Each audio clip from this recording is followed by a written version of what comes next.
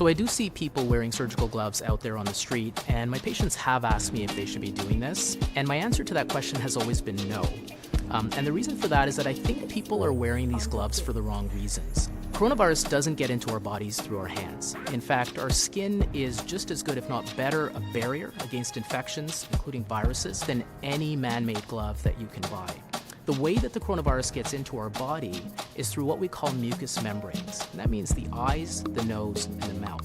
Now, the problem is that the average person touches their face about 20 times an hour.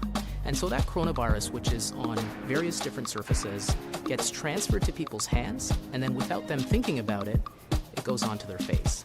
And wearing gloves doesn't really change that.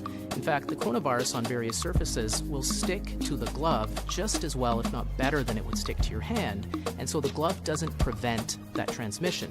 In fact, it may be giving people a false sense of security, and they might touch even more surfaces, but then again, still transfer that coronavirus back to their face.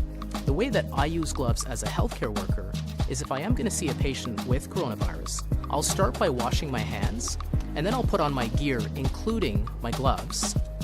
Then I'll go into the patient room, I'll interact with that patient, I'll come out, and then I'll take off my gear, dispose of my gloves, and then I'm going to wash my hands again. So the gloves really are meant for a single use. They're not designed for prolonged use or daily use. So the bottom line is you want to stop touching your face.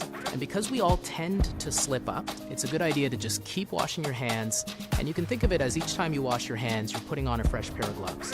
And if you really want to control your hands, just stick them in your pockets and leave them there.